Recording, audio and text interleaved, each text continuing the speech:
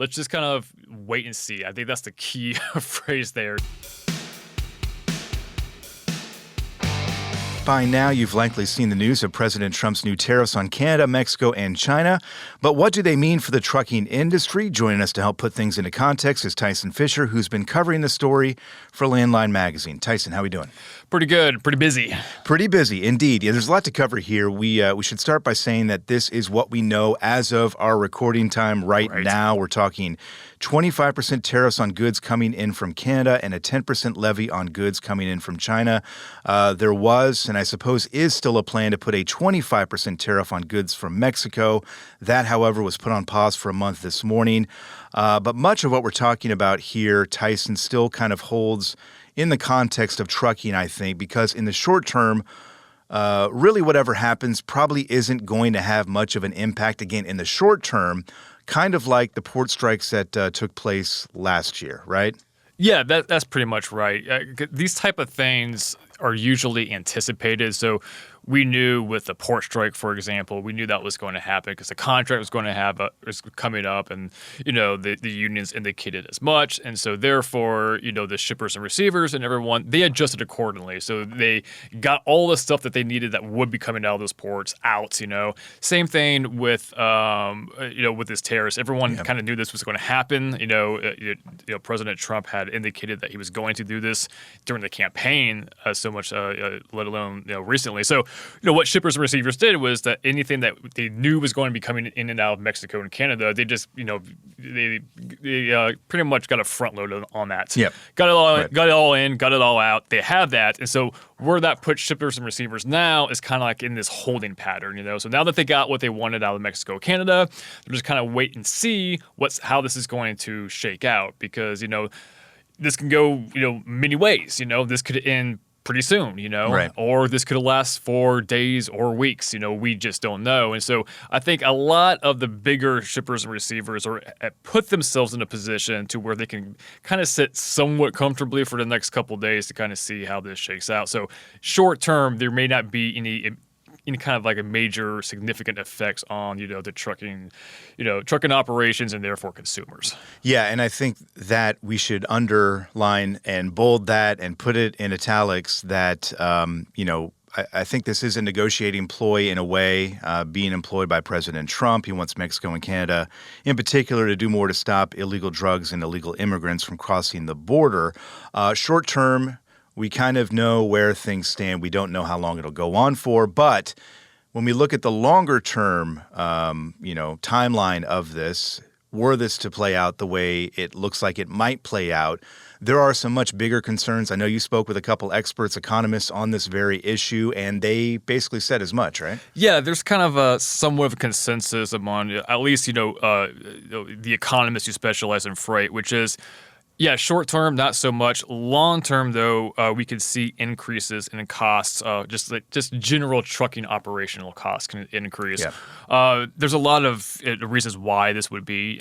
First of all, shippers and receivers are going to have to shift their supply chain model, how they want to do things, and so just that level of uncertainty that comes with tariffs and how long they may or may not last.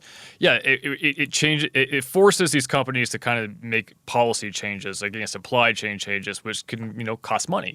Right. And then also got to mention that there's also a 10% tariff on Canadian oil. Right. So that can it could potentially drive up fuel costs, and of course that's one of the biggest operational costs for trucks. And so this is all long term again, because if this were to end in the next day or two, or even within this week, we're probably not going to see those downstream effects really. It would have lasted long enough for us to feel that. But if it lasts longer, we absolutely can, for those reasons I just mentioned.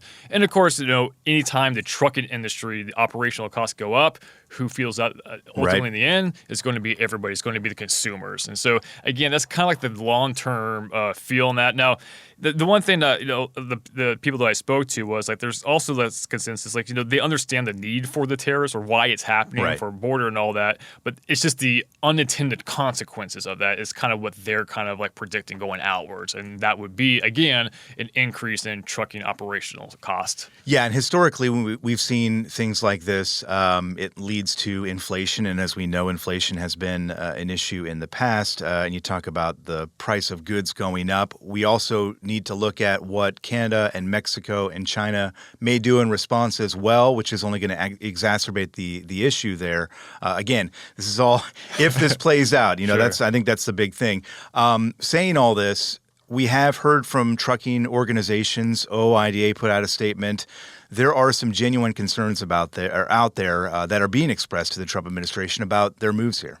Yeah, so the trucking industry seems to kind of be on the same page on this, which is right now, again, in a holding pattern, which is the thought here is that it's too soon to make any kind of predictions and how this is going to shake out. But ultimately, what it comes down to is that if the trucking industry believes that if this were to last long enough, that it's going to hit operational costs. But with that being said, again, since no one kind of knows what's going to happen, how this can end up. Basically, no one's making any definitive statements because to be honest, it'd be just kind of foolish. And actually, anyone who's making any bold statements right now don't know what they're talking about because no one really does. We don't know where we're going. No one really does. And so that's kind of where the trucking industry is right now, which is, OOIDA and ATA have pretty similar statements, which is, we're just kind of, our experts, in-house experts are monitoring this situation closely, and we're going to kind of, just kind of play this see how this plays out and then adjust accordingly. But right now, it's just like, we understand the need for this tariff, why it's being done, but do understand that there are unintended consequences. And President Trump said as much. He even said that Americans can feel some pain. I think it was a quote that he used. And so everyone kind of understands that tariffs will have this effect. But right now it's just kind of like let's just kind of wait and see. I think that's the key phrase there. It's just let's just wait this out at least for a couple of days and see what happens. Because as you mentioned, Mexico is already kind of reached negotiation stage. That 1 month delay. Canada, we haven't seen anything yet. Haven't heard anything from China either. But it's very possible that there'll be similar negotiations with those two countries. And so by the time maybe this airs, this will be all null and void. We don't know. But that's the kind of thing. But that's the thinking right now, which is like let's just wait before we kind of make any bold statements here. Yeah, we'll wait. We will keep an eye on this. Obviously, it seems like a new development comes out every few minutes here. So we'll keep people updated as well as we can here. Tyson, we appreciate your work on this, and we'll see you again soon. Yeah, thanks for having me. Hey, thanks for watching. To stay up to date on the latest in trucking news, be sure to subscribe and hit that bell to be notified of new videos when they come out each week.